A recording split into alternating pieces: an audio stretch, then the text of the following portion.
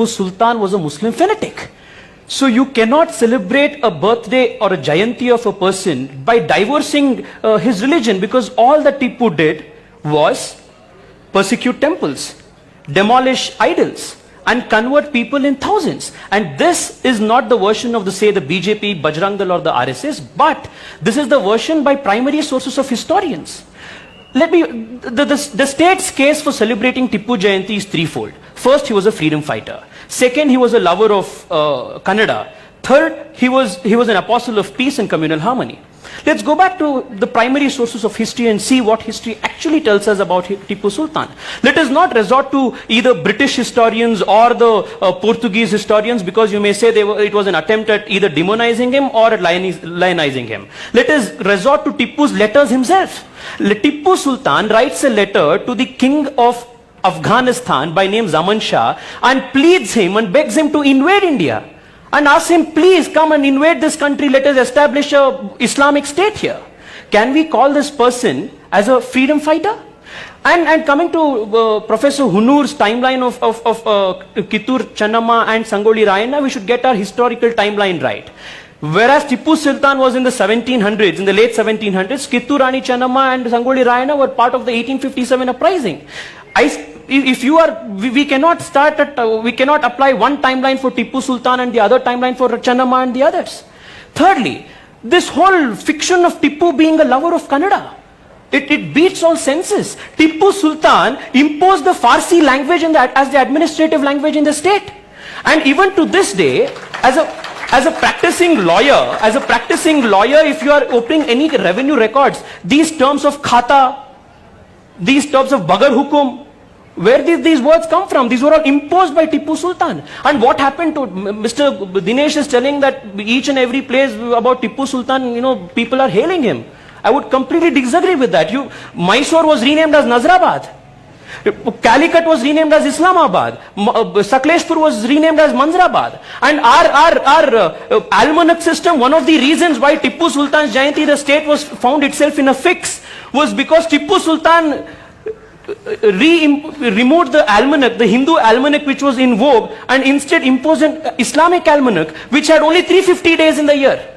And because of that reason, people in everyday Mysore at that point of time started finding it difficult as to a Sunday in the previous calendar became Tuesday in Tipu's calendar. And that resulted in Tipu Jayanti also being celebrated on a different scale. Right. Lastly, this whole question about Tipu being benevolent to temples of Srirangpatna and all of that.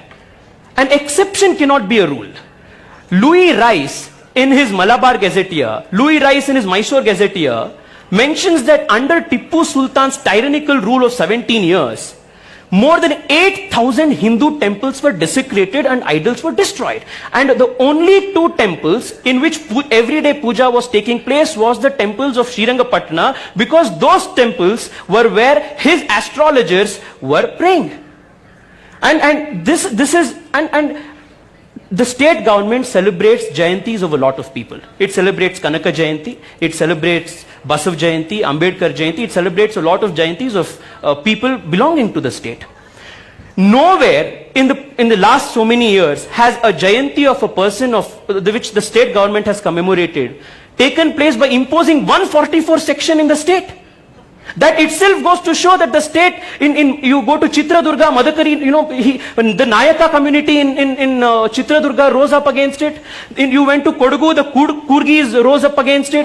Tell me, is there any logic to celebrating a historical figure's Jayanti by imposing curfew and 144 section in the state? I think you're making two different points. I would like to lastly, I just had to add one thing, Maya, with respect to the Muslim and this whole thing. It's definitely not the question of saying we are against Tipu celebration of Tipu Jayanti because he happens to be a Muslim, or that argument is completely baseless. To place the facts in matter, if the state government thought it wanted to symbolically appease a particular community by celebrating a Jayanti of, say, a Muslim leader, why couldn't we celebrate the Jayanti of, say, Shishunal Sharif, who actually spread communal harmony. Who are we showing, who are we going to make as role models to our country? Are we going to show to our young people that you should aspire to be an Abdul Kalam or a Yaqub Memon? Okay. That's first. The fact that Tippu fought against the British cannot be the only yardstick It's to not hail the him only as a hero. yardstick. Finish your prowess. It's not the only yardstick. Because Tippu, Let him say, if it's the only yardstick, then I'll say, yeah. Tippu did not fought only against the British. Tippu also fought against the Nizam. He fought against the Zamorins of Kerala. Tippu fought also against the Marathas. So how can you call Tippu a freedom fighter just because he happens to fight British? British I was will just not say one he's a of his freedom enemies. fighter. I will not say He he's a was freedom just fighter. one of his enemies. Second, while bringing, I was speaking about Tippu's policy of religious persecution. Tippu writes letters to his commanders and asks them, give me an account of how many people did you convert? That's part of his And conquering. That's past.